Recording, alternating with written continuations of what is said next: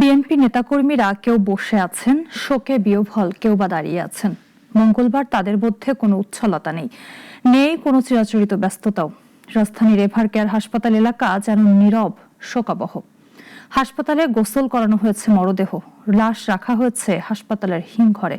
সাইদ আরমানের রিপোর্টে দেখুন বিস্তারিত। জীবনের পরম সত্যের কাছে আত্মসমর্পণ করলেন জননন্দিত নেতা আপসীর নেত্রী বেগম খালেদা জিয়া।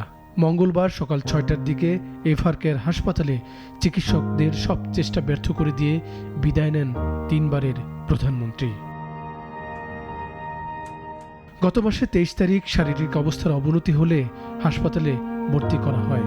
১ মাসের বেশি সময় হাসপাতাল ঘিরে দলের জ্যেষ্ঠ নেতাকর্মীদের আসা যাওয়া বাড়তে থাকে, কিন্তু মঙ্গলবারও তারা এলেন, তবে নেত্রীর বিদায়ের খবর শুনে। বাংলাদেশের যে আজকের যে গণতন্ত্রের যে সূচনাটা, এই লড়াই করার যে সাহসটা, লড়াই করতে তো সাহস লাগে, এবং এই ২৪-এর গণঅভ্যুত্থানে মানুষ যে লড়াইতে নামলো, অনুপ্রেরণা বেগম খালেদা জিয়া। কিন্তু আমি মনে করি আমাদের দেশ একজন অভিভাবক হারালো, এবং একটা অভিভাবকত্বহীন দেশের সংকট কিন্তু দিন দিন বাড়ে। বিএনপির উপস্থিত নেতাকর্মীরা কেউ বসে আছে, কেউ বা দাঁড়িয়ে আছে। আজ তাদের মধ্যে কোনো উচ্ছলতা নেই কোনো চিরাচরিত ব্যস্ততাও। আর বেগম খালেদা জিয়ার মরদেহ গোসল করানো হয় হাসপাতালে। নিরাপত্তার কড়াকড়ি ছিল পুরো এলাকা। তার উপরে বিভিন্ন সময় চাপ এসেছিল, তিনি এটাকে উপেক্ষা করে জীবনের মূল্য না দিয়ে তিনি এটা সাথে মোকাবেলা করেছেন সাহসের সাথে, যার জন্য সারা দেশব্যাপী তিনি আমাদের মানুষের কাছে আপসীর নেত্রী হিসেবে আবির্ভূত হয়েছেন। তার যদি আমরা সুচিকিৎসাটা দেশের বাইরে যদি আরও 5 বছর আগে 10 বছর আগে করাইতে পারতাম, তাহলে এই কথাটা বা এই বেদনাটা আমাদের মনে আসতো না।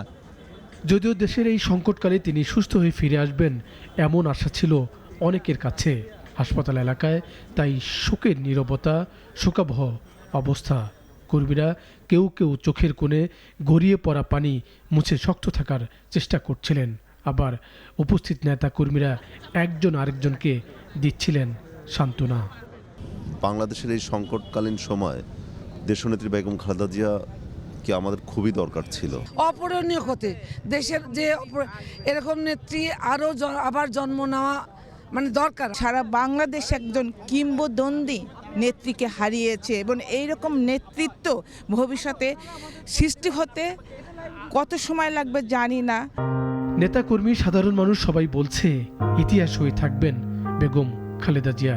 তবে জীবনের কঠিন মুহূর্তে আপোষ না করার যে নজির তিনি গড়েছেন, তার সেই জীবন ভাবনা লালন করবে বিএনপি, এমনটি প্রত্যাশা তাদের।